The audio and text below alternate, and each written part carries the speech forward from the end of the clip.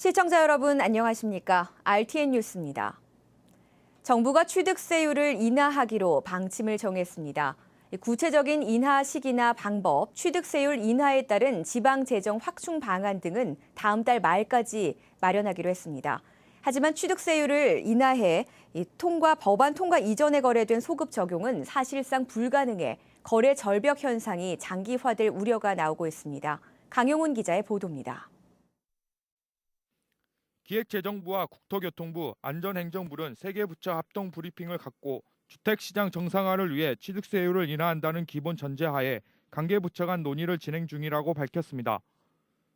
정부는 8월 말까지 관계부처인 지방자치단체와 충분한 협의를 거쳐 구체적인 방안을 마련하고 정기국회에서 입법할 계획입니다.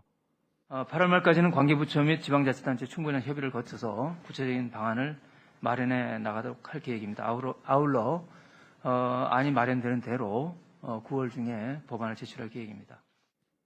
3개 부처가 취득세 관련 인하 방침을 합동 브리핑 형태로 발표한 것은 취득세 인하와 관련해서 부처 간 이견이 불거지면서 국민에게 보여지는 모양새가 좋지 않은 데다 정책의 일관성을 유지하고 시장의 혼란을 막기 위한 것으로 풀이됩니다.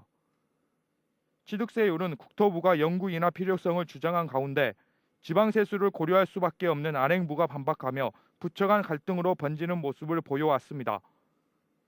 정부는 9억 원 이하 2%, 9억 원 초과 4%인 현행 취득세 구간을 유지하면서 세율을 낮추거나 구간을 세분화해 다른 인하율을 적용하는 방안, 1주택자에게 혜택을 주는 방안 등을 놓고 논의 중인 것으로 전해졌습니다.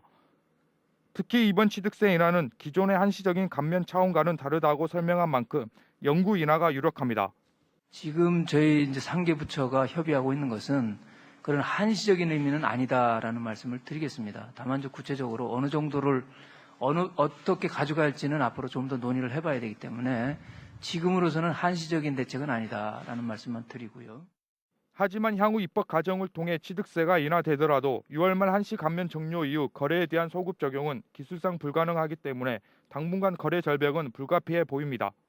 예, 정부에서 지금 취득세 인하를 검토하고 있는 것을 알고 있는데요. 이것이 이제 국회에서 통과가 돼서 효력을 발생하려면 아마도 9월 정도는 돼야 될 것 같고, 그때까지는 계절적 비수기랑 또 맞물리는 시기이기 때문에 상당한 거래 절벽이 나타날 수밖에 없을 것으로 보입니다. 정부는 취득세 인하에 따른 지방세수 보전 문제는 지방소비세와 지방소득세 등 지방세대 개편을 포함한 중앙과 지방정부 간 기능 조정에 따른 재원 조정 문제와 묶어 논의하고 있다고 설명했습니다.